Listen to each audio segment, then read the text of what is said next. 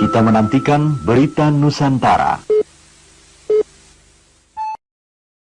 Setelah keterangan dari tim Inafis Polri dan kami mengajak Anda untuk berpartisipasi di dialog malam hari ini melalui sambungan telepon interaktif di nomor 021 392 7456, 021 392 7456. Saya akan menuju ke Pak Kapitra terlebih dahulu. Pak Kapitra, menjadi pertanyaan publik, di mana sekarang lokasi keberadaan Habib Rizik Syihab? Ya, lokasinya ada di Saudi Arabia. Sudah pasti di sana ataukah masih? Sudah di Saudi Arabia. Bapak, apa indikasi Bapak berhubungan telepon langsung kah dengan beliau? Saya punya fotonya ketika dia baru landing di Jeddah tanggal 14. Tanggal 14 landing di Jeddah. Ya, dia berangkat hari Sabtu malam dari Kuala Lumpur. Ya. Mengapa dari Kuala Lumpur tidak langsung ke Indonesia tetapi harus memilih kembali ke Jeddah? Tentu ada alasan yang kuat ya, alasan yang sangat signifikan. Karena sejarah Habib Rizik ini selalu kooperatif dengan masalah hukum. Saking kooperatifnya dia 2 kali masuk penjara. Ya, semua panggilan polisi dia datangi. Tidak ada satupun panggilan polisi dia tidak datang. Semua kasus yang diduga ditimpakan ke dia dijalanin. Jadi kasus-kasus sebelumnya menurut versi Habib Rizik dan versi pengacara, bukan versi saya. Itu tidak benar? Bukan versi saya. Kenyataan dia jalanin semua. Dia jalanin semua. Dia tidak pernah diminta pindah ke Makobrimob, nggak pernah minta supaya pengikutnya demo di Cipinang, dijalani sendiri. Pak Kapitra, dari mana Bapak bisa memastikan foto yang dikirimkan oleh Rizik Syihab ketika landing di Jeddah tanggal 14 Mei lalu itu adalah foto yang saat itu terjadi, bukan foto sebelum-sebelumnya? Dari mana Bapak bisa memastikan foto itu bukanlah foto dokumentasi sebelumnya? Saya tahu dia berangkat dengan siapa. Ya, dia ada konfirmasi, ada saudaranya yang datang ke Kuala Lumpur.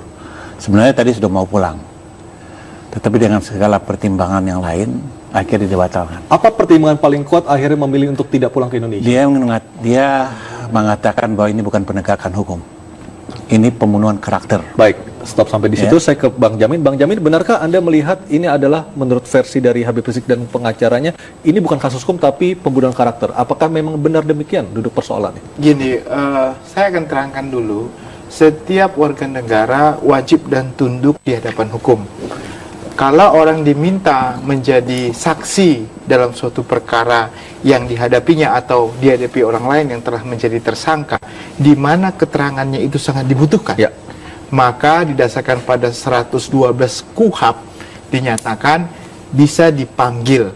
Dan di ayat 2-nya dinyatakan kalau dia tidak hadir, maka orang tersebut dengan perintah petugas untuk membawa kepadanya. Membawa kepadanya itulah yang diartikan kepada pemanggilan secara paksa. Artinya atau dibawa yang bersangkutan kepada polisi, dalam hal ini Polda Metro Jaya. Iya. Nah, kalau dia tidak kooperatif, maka bisa dibawa. Nah, upaya paksanya bagaimana? Dalam proses penyidikan. Setiap proses penyidikan terhadap saksi, terhadap tersangka, bisa dimintakan upaya paksa. Pertanyaannya, apabila orang tersebut ada di luar negeri, bagaimana dilakukan upaya paksa tersebut? Karena ada otoritas di negara lain yang harus dihormati oleh Indonesia. Harus dihormati Indonesia. Maka kalau ada perjanjian ekstradisi, maka orang tersebut bisa dimintakan, asalkan dalam perjanjian ekstradisi disebutkan ada bisa meminta pengembalian terhadap saksi yang dibutuhkan di suatu negara untuk menyelesaikan suatu perkara. Apalagi ada mutual legal assistance namanya, MLA. Nah, pertanyaannya, kita dengan Arab Saudi, apakah ada perjanjian tersebut? Kalau ada perjanjian tersebut, maka orang tersebut bisa kembali ke Indonesia. Itu yang pertama. Yang kedua, setiap warga negara yang tidak mematuhi hukum ada sanksi pidananya. Nah, kita lihat di pasal, contohnya di sini disebutkan pasal 216.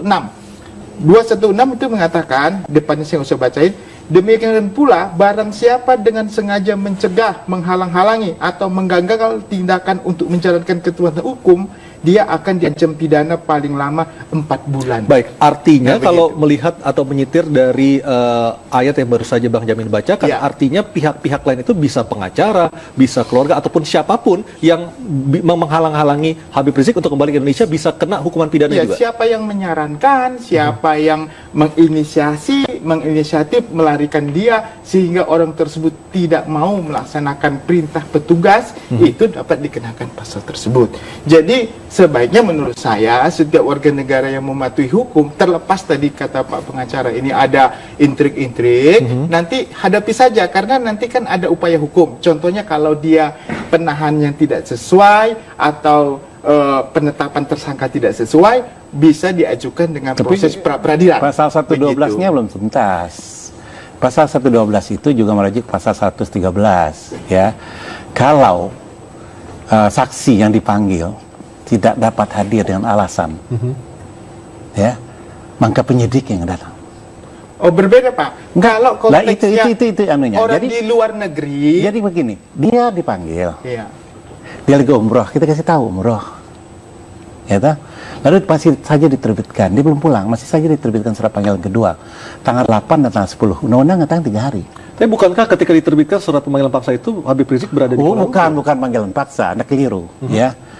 Pertama orang dipanggil, Ya. mekanisme hukumnya nih, orang dipanggil, dikasih waktu 3 hari untuk datang memberikan keterangan.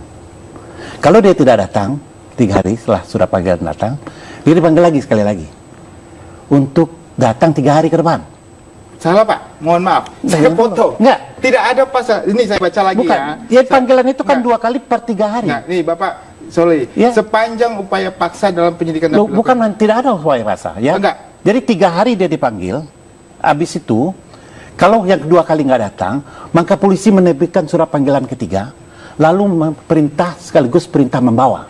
Enggak, saya kutip Jadi pasal. hari itu diperiksa, hari itu dipanggil, hari itu juga diperiksa untuk memberikan keterangan. Maka diperlukan surat membawa. Nggak, ini Perintah saya membawa. kutip aja pasalnya Pak. Ya. Saya nggak akan rubah-rubah pasal 112 KUHP itu ya di ayat 2. Ya, jangka waktunya itu. Orang yang dipanggil wajib datang kepada penyidik, dan jika ia tidak datang, penyidik memanggil sekali lagi dengan perintah kepada petugas untuk membawa kepadanya. Berapa Jadi, jarak antara pemanggilan pertama dengan pemanggilan kedua Bang Jamin menurut ya undang-undang? 3 hari. 3 sama. hari. Ya, tetap 3 hari. Jadi konteksnya begini, dalam praktek sering orang menafsirkan panggilan pertama 3 hari, panggilan kedua 3 hari dengan surat peringatan, lalu nanti ketiga bisa membawa. Tapi dalam konteks undang KUHP memang nggak diatur demikian. Nah, konteksnya adalah panggilan pertama 3 Nah, hari. sekarang kedua buktinya dengan polisi membawa. memberikan surat panggilan ketiga dan perintah membawa setelah surat panggilan kedua diterbitkan. Nah, itu praktek yang dilakukan. Nah, itu- Tapi kalau KUHP nggak ada dibilang harus 3 kali begitu. Dan juga ada pasal 113 mengatakan jika saksi yang dipanggil tidak bisa hadir dengan alasan tertentu, dia penyidik yang datang memeriksanya. Baik, Alasan tertentu itu Itu harus ada undang-undangnya. Ya, enggak. Nah, itu kan alasan tertentu itu tentu yang diperiksa, yang tahu, yang dibenarkan oleh hukum. Ya. Nah, sekarang pas dia dipanggil, dia lagi melaksanakan ibadah. Nah, penafsiran kita berbeda mengenai alasan tertentu Nah, tadi, sekarang Pak. begini, Itu yang kita ketika harus orang terangkan. dipanggil, dia tidak ada di tempat, dia ada di tanah suci. Ya, Lalu bagaimana dengan kewajibannya? ya. Dia berhenti menjalankan ibadah, lalu dia pulang? Oh enggak, selesai dulu tentunya Selesai dulu kan? ibadahnya. Ini belum selesai dipanggil lagi. Ya itu kita mengenai hal itu kan kita Nah, tidak tahu gitu ya Pak. itu apa yang itu problem, itu Begitu. problemnya ya. Itu permasalahannya. Nah, pertanyaannya adalah ketika Habib Rizik ke Kuala Lumpur, kan umroh sudah selesai Pak Kapitra. Iya. Mengapa beliau tidak pulang ke Indonesia tapi malah kembali lagi dari Kuala Lumpur menuju Arab Saudi, menuju ke Jeddah? Jadi itu sudah surat panggilan kedua di Kuala Lumpur itu. Sudah lewat ya. Tanggal 8, tanggal 10 harus hadir. Dia masih di Mekah. Lalu dia kan sekolah nih. Universitas mengatakan kamu sudah modern. 2015 sudah harus selesai sebenarnya. Maka dikasih waktu sampai 1 Januari 2018. Maka dia harus bertemu dengan promotornya. Dia datang ke sana, menyelesaikan itu, habis itu rencana pulang. Oke. Nah, kita tentu selalu menyarankan dia kepada proses hukum, pada ketaatan pada hukum. Karena bagaimanapun ini kan harus dihadapi, ya toh. Ini juga harus diselesaikan.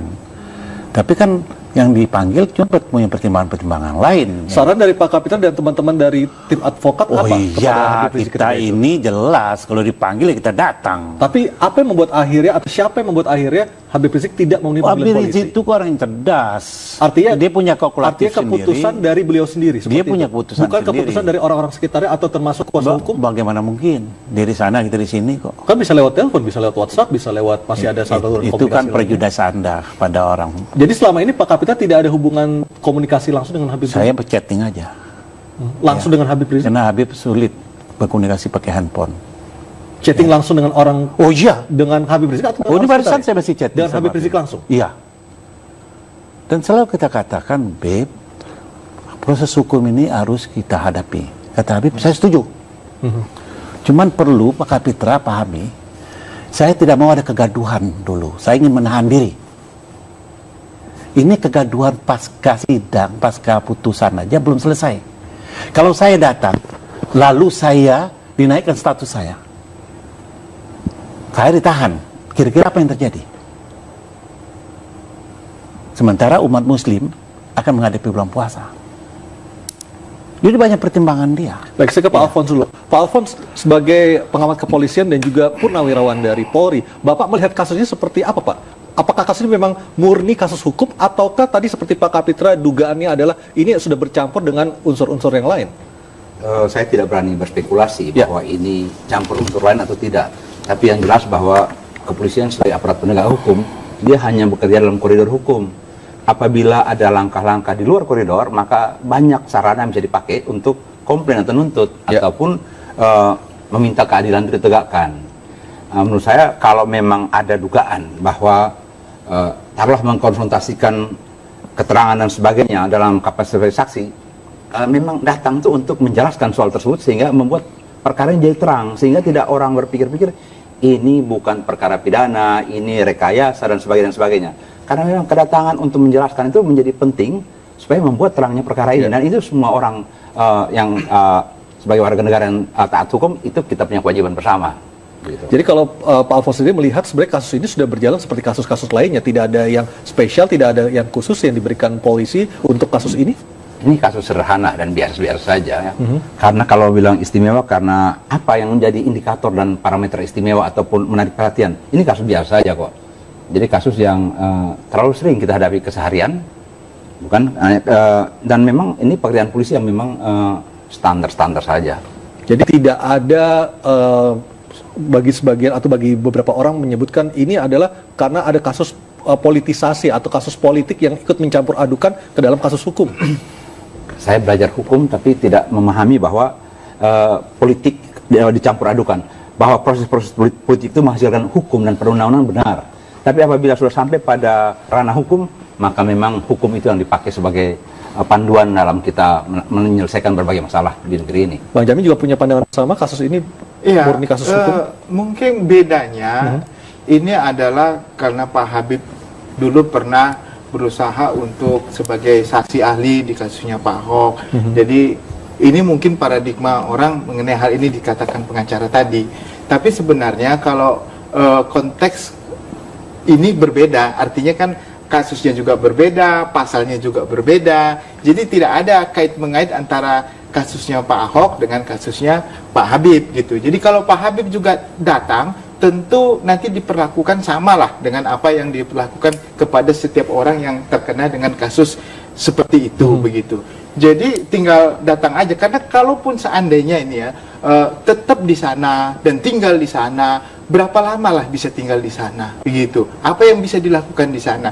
Tentu yang paling terbaik memangnya menghadapi. Kalau sampai ada perbuatan yang melanggar tentang aturan hukum acara pidana terhadap penyidikan, penyelidikan dan lain-lain, nanti bisa ada upaya hukum. Pak pengacara juga bisa contohnya melakukan pra-peradilan, atau bahkan yang sudah dilakukan kan sampai ke Komnas HAM contohnya, karena ada perilaku-perilaku. Nah itu supaya upaya-upaya hukum yang memang disediakan oleh negara dalam setiap proses yang dianggap unlawful artinya tidak sesuai dengan hukum acara. Artinya yang kalau ada. mau dibuat sederhana, seharusnya kasus ini bisa berjalan dengan cepat, akhirnya bisa diketahui siapa yang benar, siapa yang salah, seperti itu.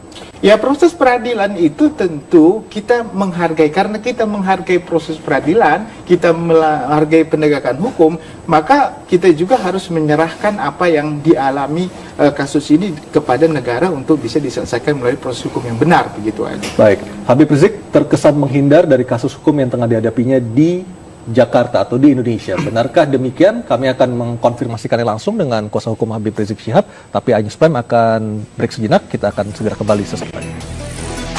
Terima kasih pemirsa, Anda masih bersama kami di Inews Prime dan kami masih mengajak Anda untuk berpartisipasi di nomor telepon 0213927456, 0213927456. Pak Kapitra, apa yang membuat Pak Kapitra yakin Habib Rizik tidak terlibat dalam kasus dugaan percakapan yang diduga mengandung konten pornografi dengan Firza Hussein? Saya bukan pihak yang berperkara dan tidak terlibat dalam perkara ini. Itu Anda harus tahu. Ya, Saya orang mewakili orang lain. silakan. Dan saya menerima informasi dari orang dan diberikan kesempatan untuk melakukan investigasi, mencari data dan informasi. Itu dilindungi hak saya oleh Undang-Undang Nomor 18 Tahun 2003. Bahwa pertama lokusnya, tempusnya. Kapan sih itu konten situ ada? Itu harus dijelaskan oleh penyidik kapan. Dan kapan dia diedarkan. Kapan dia didistribusikan. Lalu siapa yang mendistribusikan. Lalu siapa yang memproduksi. Dan apa isi produksinya. Tadi kata Hali ada foto. Foto siapa? Foto wanita kan? Yang sampai hari ini wanita itu tidak mengakui itu foto dia. Hubungannya dengan Habib Rizik apa? Tolong tunjukkan sama polisi, penyidik itu, kalau di situ ada foto Habib Rizik. Oke, kita bicara soal tempus dulu atau waktunya. Dari versi pengacara, kapan? Oh, tanya polisi aja kan jelas itu. Di situ kalau ada foto ada tanggalnya kok. Ya. Kalau saya bisa ngarang nanti. Kan bisa akurat di situ. Lalu kapan penyidik mendapatkan ini? Kapan? Lalu ada nggak foto Habib Rizik di situ? Yang bugil lah istilahnya sama perempuan ini dan segalanya. Ada nggak? Lalu apa yang menjadi Habib Rizik harus masuk di dalam perkara ini? Oh, itu harus dibuktikan. Chattingnya seperti apa? WA ini bisa ganti-ganti nama, bisa komunikasi siapa aja. Saya bisa pakai nama Anda. Ya, toh? Semua bisa. Validasinya bagaimana? Nah, kalau si perempuan mengatakan itu bukan dirinya, lalu urusan sama Habib apa? Urusan dengan istrinya Habib Rizik apa? Baik, saya ingin menggali lagi dari sisi pengacara. Dari Habib Rizik langsung yang disampaikan kepada Pak Kapitra, seperti apa pengakuan Habib Rizik soal ini? Loh, dia bilang sama saya sampai tadi, itu rekayasa. Ana tidak ada di dalam itu. Ana tidak tahu menau dan Ana tidak kenal dengan perempuan ini. Dia pernah ngaji sama Ana mungkin. Dan juga ada pengajian ibu-ibu yang dipimpin oleh istri Ana, dia bilang begitu. Lalu urusan sama Ana apa? Ini turbulensi moral. Habib Rizik mau dilemparkan pada turbulensi moral, mau demoralisasikan. Saya nggak berani katakan kriminalisasi, ya. Ini permasalahan. Tapi kalau di situ ada foto Habib Rizik, ya, boleh tebal di situ. Fotonya nggak ada.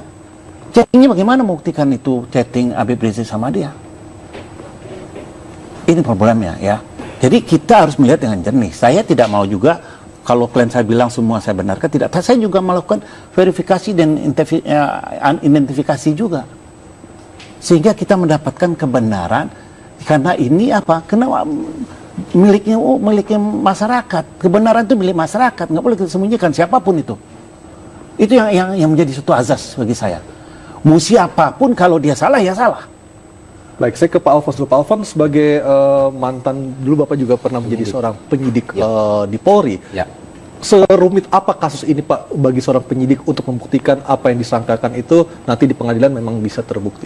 Tidak ada yang rumit di sini karena menggunakan sarana telekomunikasi.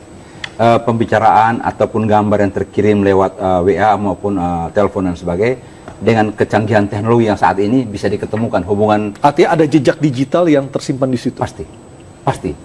Karena kalau pengakuan orang bisa saja berhak untuk mengingkar dan sebagainya. Tapi secara digital ada sebuah pemancar sender, kemudian ada media yaitu provider, terus ada penerima receiver. Nah, dalam hubungan komunikasi ini ini ahli-ahli digital dan ahli-ahli forensik akan membuktikan apakah dari nomor telepon si A ke si C lewat sebuah jaringan komunikasi bisa dibuktikan siapa yang mengirim dan siapa yang menerima. Itu dapat dibuktikan. Satu. Kedua, pembicaraan itu pun suara dan sebagainya bisa diperiksa di laboratorium. Kemudian kalau kirim gambar dan sebagainya pun bisa diperiksa. Seperti tadi dikatakan oleh ahli dari lapor Inavis, titik-titik wajah dan profil itu bisa ditemukan identiknya dari sekian ratus titik, sekian ribu titik temu identik. Bisa saja orang yang gambar itu, oh ini palsu dan tidak benar. Silahkan. Bagaimana dengan badan, Pak Alphonse? Kan kalau kita berbicara soal pornografi tentunya ada tidak hanya wajah tapi juga ada badan. Bagaimana, apakah itu juga bisa dideteksi secara teknologi? Bisa. Jadi kalau ukuran badan dan sebagainya ada ya istilah antropometris ya. Jadi tinggi, lekukan dan sebagainya itu ada titik-titik hubung yang mana secara digital itu bisa diketemukan. Jadi memang pembuktian laboratoris itu diperlukan di dalam pembuktian hal seperti ini. Inilah sebabnya maka kenapa polisi dalam hal mengungkap ini memerlukan bantuan-bantuan laboratorium forensik maupun Inavis. Inavis ini kan sarana untuk membuktikan mengidentifikasi mengenai identitas orang ya, mulai dari sidik jari, gambar dan profil wajah dan sebagainya. Jadi menurut saya memang dalam penyidikan itu memang alat-alat bantu untuk merekonstruksikan sebuah apakah orang, apakah ada pembicaraannya apakah oleh si A identik suaranya, itu ada semua dengan alat-alat teknologi yang bisa dipakai dan tingkat akurasinya terukur. Baik, Bang Jamin, kalau kita berbicara dari sisi barang bukti, kualitas barang bukti bagaimana nanti bisa mengukurnya di mata hukum, Bang Jamin? Ya, kalau kita bicara tentang scientific evidence ya, atau evidence atau bukti yang didapat dari suatu teknologi, ya, sepanjang itu ada kaitannya dengan barang bukti lain, kesaksian, itu diakui sebagai suatu barang bukti yang sah. Karena setiap scientific evidence harus dibuktikan oleh ahli, dan ahlinya itu harus menerangkan, begitu ya. Dan harus ada benang merah atau yang disebut sebagai circumstances evidence. Circumstances evidence itu ada kaitan scientific evidence dengan bukti-bukti lain sehingga itu mempunyai kekuatan hukum yang mengikat. Nah, saya mau bilang begini, konteksnya adalah saya nggak melihat ya ada orang yang dipanggil atau terdakwa yang melarikan diri atau pergi ke luar negeri itu akhirnya dia pasti akan balik lagi. Kita kasih contoh ya, ada dua kasus yang saya lihat, kasusnya korupsi Pak Nazarudin ya, dan juga kasusnya Gayus Tambunan sebetulnya. Ini kasus yang unik, karena apa? Kalau Pak Gayus kan dia hadir ke sana, diterangkan, you datang dong, begitu ya. Dia datang, akhirnya dia kembali. Nah, kalau Pak Nazarudin, dia bicara di media, dia bilang, ini saya dikriminalisasi, bla bla bla, waktu itu ya, dia cerita, bla bla bla. Tapi akhirnya dia juga ditangkap juga.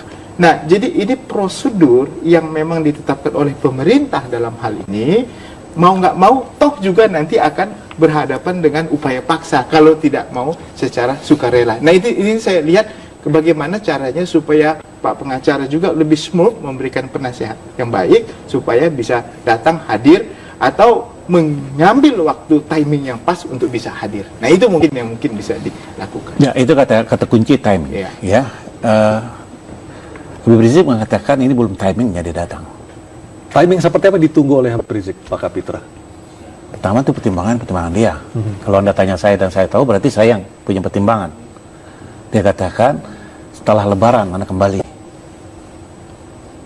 Ya, mungkin ada pertimbangan analisa saya, belum tentu benar, religius. Karena ini memasukin bulan puasa, dia nggak mau ada ribut-ribut dan sebagainya. Itu dia yang tahu. Tapi dia katakan, insya Allah habis puasa, habis Lebaran saya akan kembali. Tetapi dia merasa tidak pernah melakukan ini, tidak pernah berbuat ini. Dan dia bilang ini engineering. Engineering arti rekayasa? Iya. Nah, maka kita minta ada teknologi sebagai instrumen membuktikan sebuah perbuatan. Apakah tim kuasa hukum juga akan menyiapkan teknologi tandingan? Berarti saya bikin sesuatu yang baru, nggak mungkin itu. Ya. Kan yang ada adalah mungkin kita memberikan kooperatif dengan ahli yang lain. Kalau kita membuat itu kan nggak benar, ya. Artinya ada penilaian ahli dari pihak kepolisian, mungkin ada penilaian ahli juga dari pihak yang lain supaya ada objektivitas, ada komparatif, ada pembanding. Itu dimungkinkan, ya. Tapi kalau kita bikin lagi barang bukti baru, itu kan tidak masuk akal. Artinya apakah sebenarnya, tolong dikonfirmasi apakah benar atau tidak, Habib Rizik berpikiran kalau beliau sampai ke Jakarta, beliau sudah pasti akan menjadi tersangka. Untuk itu beliau sementara ini tidak mau kembali ke Jakarta. Benar seperti itu? Dia hanya mengatakan saya ingin menahan diri supaya kegaduhan yang sedang terjadi itu selesai dulu, jangan sampai ada kegaduhan yang baru. Sebenarnya yang mulia ini. Baik, apakah kegaduhan itu seharusnya dijawab oleh Habib Rizik ketika beliau datang ke Polda Metro Jaya untuk diperiksa? Dan selengkapnya akan kami hadirkan sesaat lagi di Anyus Prime. Pemirsa tetaplah bersama kami.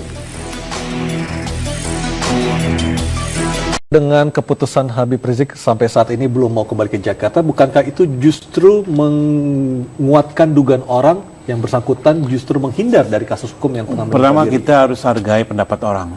Kedua, orang tentu mempunyai pertimbangan-pertimbangan, ya, untuk mengambil sebuah keputusan, dan juga tentu siap dengan resiko-resiko. Itu jelas kalau orang mengambil suatu keputusan. Tetapi bahwa dia bisa saja mengatakan bahwa ini bentuk protes dia kepada penegakan hukum. Ini bentuk protes dia.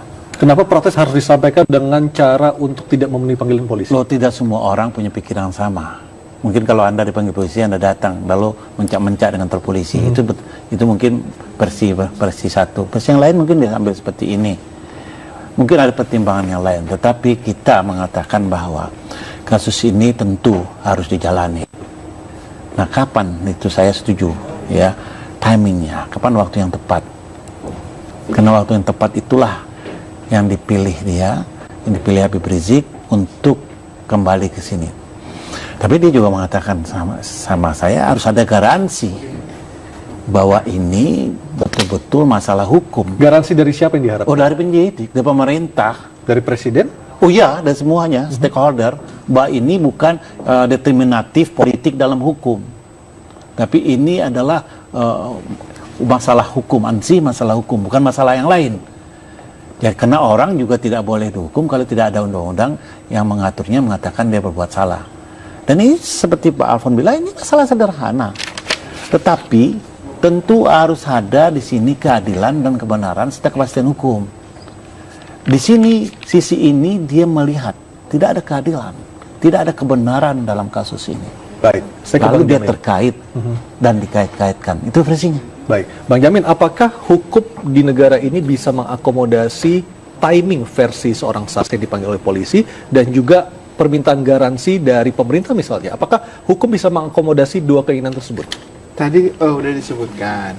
Jadi kalau pemanggilan itu dapat dilakukan, tidak boleh dipaksakan kalau sedang beribadah. Orang sedang beribadah kan nggak boleh ditangkap, kan begitu kan? Itu kan.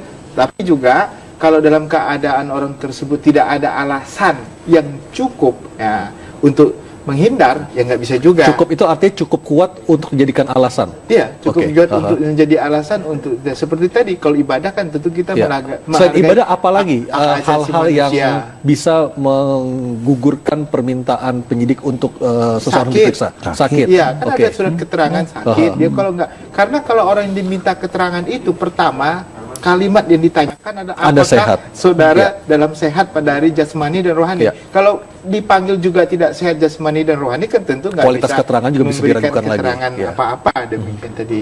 Yang kedua tadi mengenai Timing dan juga permintaan garansi. garansi, saya kira orang equality before the law. Artinya orang semua sama di hadapan hukum begitu. Nggak bisa dikatakan satu nggak bisa negara mengintervensi prosedur hukum yang sedang berjalan. Begitu. Jadi hukum yang sedang Tapi berjalan, negara kan bisa, negara nggak bisa menjamin contohnya proses hukum itu presiden berjalan begitu, on the track, ya. menjamin kamu tidak akan pasti ditahan, itu nggak bisa karena prosedur hukum itu bebas ataupun steril dari intervensi siapapun. Bahkan seorang Kapolri juga penyidik dia nggak bisa intervensi, harusnya begitu konteks Itu yang idealnya. harusnya. Oh iya, Atau itu harus seharusnya? begitu, Oke, harus baik. begitu karena penyidik dikasih kewenangan, nanti bisa ditanyakan kewenangan untuk menyidik. Jadi nggak bisa, contohnya seorang hakim sedang memutuskan kasus, contohnya Pak Ahok itu, apakah bisa Ketua MA Hatta Ali mengintervensi dia? Nggak bisa, harusnya begitu. Nah, itu juga penyidik juga begitu. Secara fungsional, dia melakukan tugasnya lepas dari jabatan struktural apapun yang mau intervensi. Kalau begitu, nanti bahaya negara kita ini. Baik. Setiap kepala negara, setiap kepala polisi, setiap ketua MA bisa melakukan intervensi. Itu Baik, Pak Alfons, seperti apa sih independensi dari seorang penyidik? Jadi apabila dalam kegiatan pengumpulan alat bukti yang masuk dalam ranah konstruksi pasal, apabila terpenuhi unsur-unsur alat bukti memadai dan sebagainya, maka penyidik pada saat penyelidikan menemukan bahwa ada tindak pidana, peristiwa pidana, itu tahap penyelidikan, terus naik ke penyidikan. Di dalam penyidikan itu kan berbagai alat bukti dikumpul, keterangan saksi, dokumen dan sebagainya. Setelah dikumpulkan dan dikonstruksikan memenuhi unsur dari sebuah pasal pidana misalnya, maka penyidik menentukan bahwa si A, si B sebagai pihak, apakah dia menjadi tersangka, apakah ini kita minta ahlinya siapa atau saksinya siapa saja misalnya. Itulah kewenangan penyidik punya kegiatan secara profesional. Dengan demikian tidak harus tunggu mohon petunjuk dan ini apakah akan jadi pasal atau tidak, bukan begitu. Jadi memang profesionalitas penyidik dalam hal ini yaitu dengan berbagai alat bukti yang terkumpul dan tersedia, dia melihat bahwa ini terkonstruksi sebuah perumusan pasal. Baik. Demikian. Dan pemirsa, seperti apa sebenarnya hubungan antara Habib Rizik dengan Firza Husein? iNews Prime akan kembali lagi dengan dialog bersama 3 orang narasumber saya, tapi kita akan jeda sejenak untuk mengikuti iNews terkini bersama Mirfah Suri. Media iNews Prime, Pak Kapitra, sesungguhnya seperti apa hubungan antara Habib Rizik dengan Firza Husein? Ya, apa yang Anda tahu ya? Saya tidak tahu, makanya saya bertanya kepada Anda. Makanya saya juga nggak tahu, karena Habib Rizik katakan dia nggak tahu tuh orang. Kalau mungkin itu orang pernah ngaji, emang dia ada pengajian terbuka setiap minggu di Petamburan. Juga istrinya punya pengajian juga. Anda lihat nggak? Yang paling hebat di handphone itu juga ada foto Habib Rizik dan Rahmawati dan kawan-kawan. Aslinya nih, tiba-tiba foto itu berubah foto Firza. Ini ada apa ini semua? Ini harus dijelaskan, ya. Tidak ada hubungan spesial antara Habib Rizik dan Firza Husein? Saya pikir kalau ada hubungan spesial udah selesai. Ini urusan kan, kasusnya selesai dong. Tanya aja Habib Rizanya. Sekarang gini, yang kita ributkan masalah ada konten di situ. Konten pornografi, porno aksi. Dugaan. Ya. Ada nggak itu Habib Rizik ke sana? Itu aja deh. Ya. Sederhana aja buktikan, ada nggak di situ? Lalu siapa ini gambar-gambar perempuan ini yang menyebarkannya, mengunggahnya? Apa undang-undang nggak tidak memberikan kewajiban? Apa penyidik tidak apa kewajiban menyidik ini orang? Siapa? Kenapa fokus ke sini? Yang orang tidak ada kaitan dengan ini dan tidak ada fotonya, tidak ada gambarnya di dalam. Lalu alasannya ini dikirim, dipakai untuk apa? Ini zaman canggih sudah. Orang kalau mau ada hubungan pakai video call ya bisa. Nampak semuanya langsung komunikasi dan sebagainya. Nah, kini harus dibuktikan ini semua, ya. Apa kaitannya?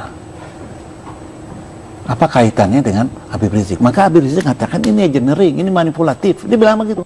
Dan saya suruh sampaikan, saya sampaikan. Ini rekayasa. Itu Baik. yang dia bilang. Pak Alfons, apakah dari penyidik juga perlu untuk memperdalam hubungan antara saksi Habib Rizik dengan Firza Husein? Justru menurut saya inilah momen yang penting untuk membuktikan itu, yaitu begini. Apabila penyidik memerlukan keterangan dari Habib Rizik, karena ini juga ada rekayasa atau engineering, datang dan duduk persoalan. Oh, ini tidak benar dan sebagainya. Saya minta ini diungkap. Karena bisa saja kita bisa... Itu adalah hak dari seorang saksi, ya? Ya, karena kalau memang itu engineering kan ada sebuah rekayasa untuk karakter assassination, taruhlah kan. Nah, dia minta haknya dibela dong. Karena beredarnya video-video ini bisa dilacak lebih lanjut lewat proses digitalisasi. Mulai kapan gambar-gambar ini keluar dan beredar dan siap bergerangan, itu proses penyidikan bisa berjalan. Namun proses ini merupakan tahapan berikutnya setelah dia didengar keterangannya bahwa dia membantah tidak sama sekali. Nah, waktu bilang tidak sama sekali, bukan dia dan tidak berhubungan, di situ maka akan timbul perkara baru yang harus dibuktikan. Nah, tetapi kalau belum datang untuk bisa membuktikan, sekarang ini kan bisa rekayasa, bisa tidak rekayasa. Nah, untuk pembuktian inilah perlu didengar keterangannya. Syarat dari saksi itu kan sudah diatur oleh undang-undang. Orang yang mengetahui, melihat, mengalami. Orang yang melihat, mendengar, mengalami. Melihat, mendengar, mengalami, tiga-tiganya tidak ada di Habib Rizik. Nah, itu dia. Apa yang mau dijelaskan? Nah, disinilah digitalisasi itu yang saya katakan tadi, proses komunikasi lewat alat-alat komunikasi ini bisa diketemukan. Misalnya jam sekian ke jam sekian ada pancaran suara keluar, jam sekian ada pancaran suara diterima oleh nomor tertentu. Siapa gerangan nomor-nomor ini? Nah, disinilah akan diketemukan titik-titik sambung siapa berbuat apa dan kapan.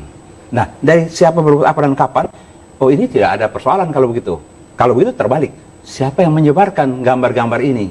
Itu proses digitalisasi proofing bisa dibuktikan. Baik, saya sudah terhubung dengan ahli IT, ahli digital dari Jakarta, Pak Abimanyu.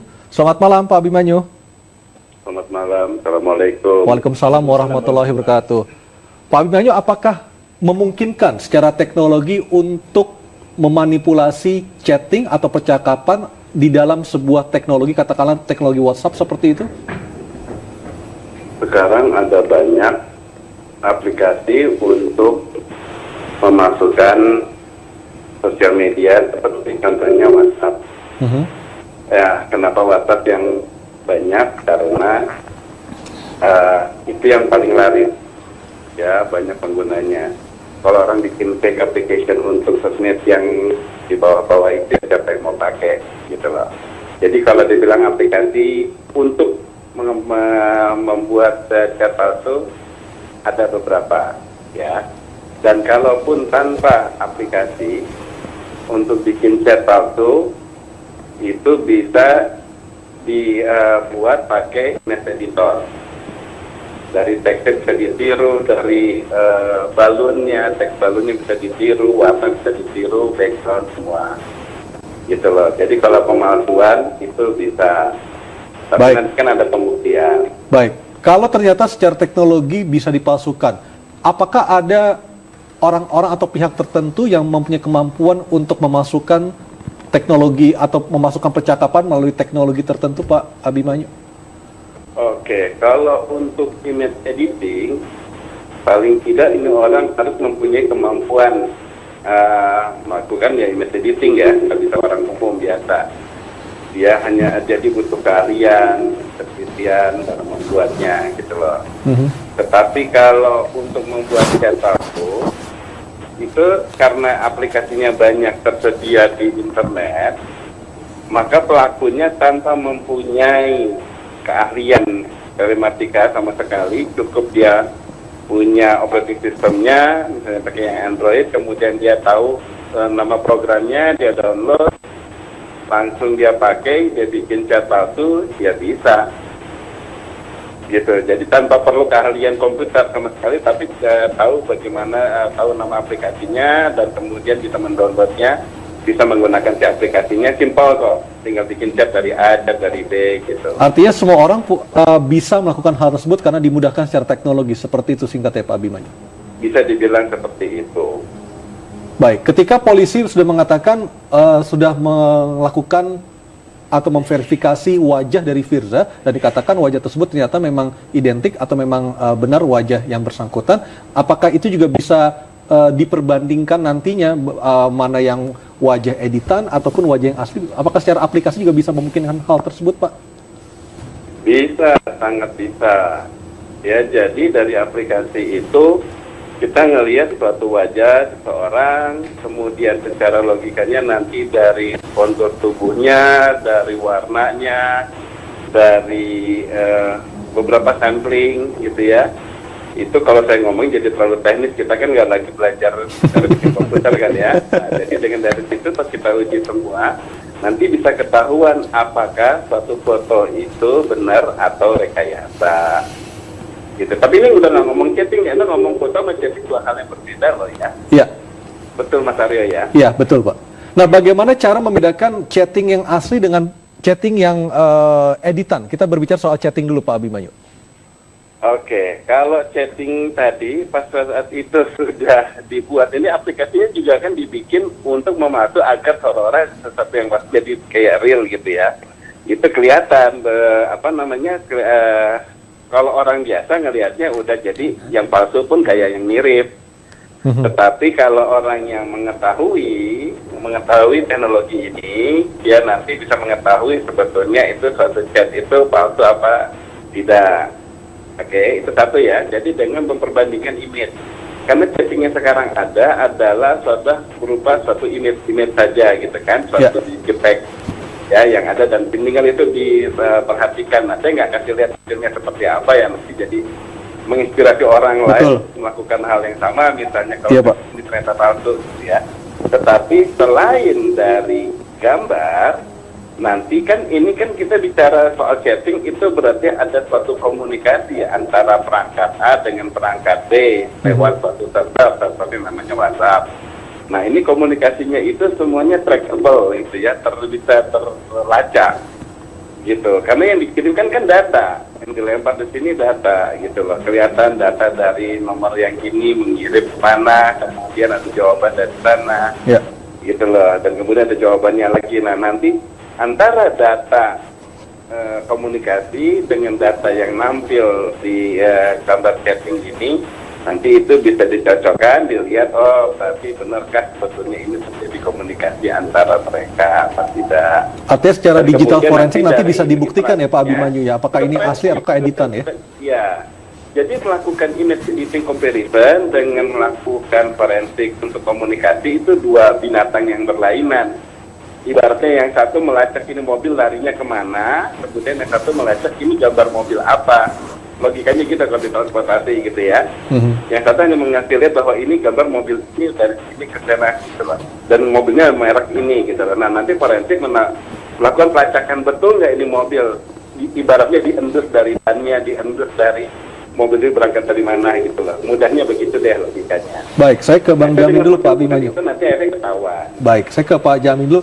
Pak Jamin, kalau kita tadi mendengar keterangan dari Pak Abimanyu, secara teknologi memang dimungkinkan adanya kemungkinan untuk mengedit atau merekayasa percakapan di dalam sebuah aplikasi. Nah, dari hukum sendiri bagaimana cara hukum nantinya bisa membuktikan ini editan, ini adalah yang asli? Ya, yang pasti semua alat bukti harus didapat dengan cara yang benar, harus memiliki validasi dan otentisitas, originalitas. Itu harus dijadikan sebagai dasar untuk dapat dijadikan sebagai barang bukti di persidangan. Cara mendapatkan barang bukti itu sendiri harus juga melalui suatu standar yang benar. Nah, apalagi kalau sudah rekayasa ya pasti tentu nggak bisa dijadikan sebagai alat bukti yang sah. Pertanyaannya adalah bagaimana membuktikannya, kan begitu. Nah, justru dalam hal ini perlu dikonfrontasi bagi orang-orang yang merasa tidak setuju tentang alat bukti itu sebagai alat bukti yang sah. Dia datang dan menjelaskan, nanti dia akan mendapatkan kesimpulan bahwa itu bukan. Nah, nanti tentu dalam penetapan sebagai barang bukti, nanti di persidangan pra-peradilan bisa diupayakan. Itulah artinya kenapa keterangan seorang Habib Rizik sangat dibutuhkan oleh polisi. Ya, ada hubungannya dengan itu, karena yang itunya kan si Firza. Firza itulah yang tadi dengan ahli dari Mabes Polri mengidentifikasi mukanya. Nah, semua tubuhnya. Dan sampai hari ini Firza ngaku yang kepala mungkin, yang ini dia yang ngaku ya bawah. Terus bagaimana keadaan si Habib? Masa Habib Rizik menjelaskan soal begitu? Yang benar aja. Apa pengetahuannya tentang itu? Nah, keterangan apa yang harus minta ini? Kepengetahuannya tentang apa? Kesaksian dia tentang pengetahuan yang atau yang dia lihat, yang dia dengar, yang seperti apa? Harus dijelaskan. Loh, ini soal yang begini ya? Ini kan urusan domainnya ahli. Nah, sementara yang punya diri masih nolak kan tadi. Karena diperiksa masih nolak ya. Terus bagaimana maksa orang lain untuk menjustifikasi itu benar dan salah? Baik, Pak. Jadi Afan, begini, silakan. Satu handphone milik Firza, satu handphone diduga milik Habib Rizik. Di milik Firza itu ada gambar-gambar yang terkirim ke handphone seseorang yang diduga nomornya milik Habib Rizik. Soalnya itu sederhana sebenarnya. Apa benar pada tanggal sekian, jam sekian, ini kan ada waktu semua kan? Itu memang terkirim, bisa diverifikasi, ya kan? Nah, kalau memang diketemukan ada hubungan waktu yang sama antara kedua alat tersebut terhubung dan gambar itu transfer dan sebagainya, maka memang satu boleh saja bilang bukan saya dan sebagainya, atau gambarnya bukan saya dan sebagainya. Tapi antara kedua alat ini sudah merupakan alat yang dipakai untuk membuktikan ada hubungan-hubungan tertentu, yaitu komunikasi. Nah, proses komunikasi kan proses digital yang memang punya jejak digital. Nah, memang ini pembuktiannya memang pembuktian yang scientific base yang dikatakan oleh Pak Jamin Ginting tadi. Nah, memang ini memang bukan perdebatan yang untuk benar atau tidaknya. Mari kita lihat data. Di situ kan data yang bisa kita adu begitu. Dan menurut saya kalau sampai penyidik mengangkat ini, mereka ketemukan di sana. Ya. Hubungan kausalitas itu pasti berkait. Nah, disinilah mungkin hadir atau tidak, ataupun nanti biar menjadi pembelaan di dalam pemeriksaan. Nah, proses itu yang antara satu handphone, ya, itu bisa nggak dimanipulatif? Tidak terbuka ruang untuk memanipulasi. Baik, nanti akan saya tanyakan. Kedua adalah, lalu apa itu kejahatan? Ini bicara hukum kan? Di sinilah sedang diduga ada terjadi tindak pidana. Untuk itu dari mana pidananya? Kalau satu orang dan orang lain, umpamanya benar nih, ya, umpamanya saya ngirim dengan istri saya begitu. Kejahatannya mana? Nah, mungkin kalau antara suami istri ya memang bukan kejahatan. Oke lah, saya sama teman saya deh. Kejahatannya di mana? Antar individu. Bukan untuk publik. Dokumentasi. Di privat, negara harus melindungi privasi manusia. Nah, mungkin juga di sini kalau ada indikasi bahwa area privat itu dimasuki secara tidak sah. Nah, inilah mungkin itu tidak sah oleh siapa, Pak Alfons? Menurut Pak Kapitra tadi ada area privasi, kenapa dimasukin? Oleh siapa kan? Kalau itu sebagai contoh. Kalau itu saja, kalau itu sebuah kebenaran, ya. Ini area privasi nggak bisa masuk secara sewenang-wenang. Dan apalagi kalau itu tidak, dua-duanya menolak. Videonya sendiri mengatakan tidak. Nah, sekarang tanya, tadi Bung mengatakan cara mendapatkan alat bukti juga dengan benar. Bagaimana mendapatkan barang bukti yang ini? Nah, ini mungkin jadi medan perjuangan dari pengacara untuk mempersoalkan itu. Nah, sekarang kita tanya, barang bukti Firza dapatnya dari mana? Kasus apa? Barang bukti handphone Firza itu didapat dalam kasus dugaan makar tanggal 2 Desember 2016. Baik, nah kita akan lebih dalam lagi memperbincangkan kasus Habib Rizik ini, termasuk dari sisi ahli digital. Abimanyu masih bersama kami sampai saat ini, tapi Anies Prime akan break sejenak. Kita dari sisi ilmu digitalisasi, apakah mungkin untuk memanipulasi bentuk tubuh dan juga foto tubuh seseorang? Halo? Pak Abimanyu? Ya, apakah mungkin untuk memanipulasi atau mengcropping bagian tubuh seseorang sehingga identik dengan tubuh yang asli, Pak Abimanyu, secara teknologi? Kalau ngomong kayak gitu ya bisa ibaratnya sekedar mau sampai kayak mirip-mirip, masih bisa. Ya, sampai orang seolah-olah melihatnya itu benar gitu loh. Tetapi itu pakai mata biasa dengan mata digital itu lain. Oke.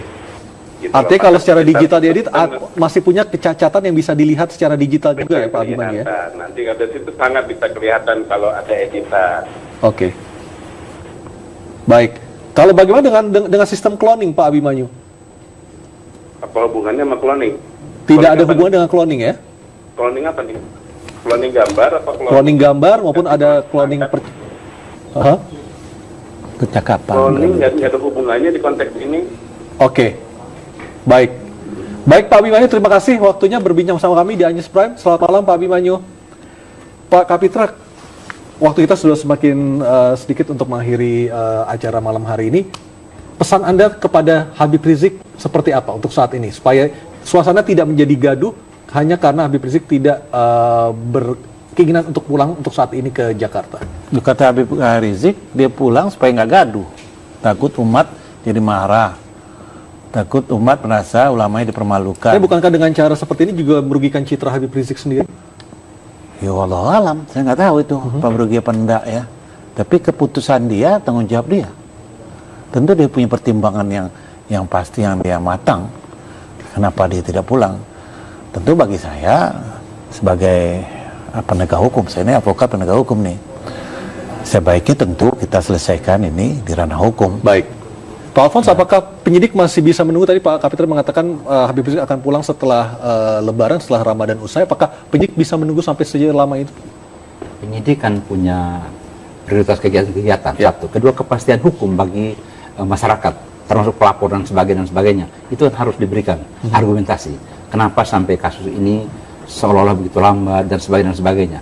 Nah, alasan-alasan profesional itulah yang membuat menurut saya sebaiknya semakin cepat datang untuk klarifikasi. Ini ada rekayasa, ini ada engineering dan sebagainya. Untuk buktikan bahwa memang tidak atau memang terjadi. Nah, kalau memang terjadi, itulah saat yang tepat untuk kita membela kepentingan hukum, hak-hak dari klien kita kan. Baik. Tapi dengan begini kan masalah bertanya-tanya, apa benar kejadian chatting pornografi ini memang terjadi antara kedua orang itu? Atau apakah benar ini sebuah rekayasa? Pertanyaan-pertanyaan yang tiap hari akan berkembang dan menimbulkan ketidakpastian di dalam keadaan hari-hari ini. Baik. Bang Jamin, terakhir dari sisi hukum seperti apa supaya kasus ini tidak berlarut dan akhirnya tidak menjadi pertanyaan besar di publik? Ya, terlepas dari isu-isu yang disampaikan, isu politik atau isu apapun itu ya, saya kira semua warga negara menjunjung tinggi hukum dan aturan-aturan yang berlaku di negara kita. Kalaupun nanti ada ketidaksukaan ataupun ada sesuatu yang mengganjal yang dianggap sebagai suatu rekayasa ataupun apapun itu dilakukan oleh penegak hukum, ada disediakan aturan hukum yang ada ya, baik dengan pra-peradilan ataupun upaya-upaya untuk melaporkan setiap penyidik ke Komnas HAM atau institusi lain yang memang bertanggung jawab untuk mengawasi kinerja daripada penyidik. Baik. Baik Pak Kapiter, terima kasih. Bang Jamin, terima kasih. Pak Alfon juga terima kasih. Dan pemirsa, inilah akhir dari Anyus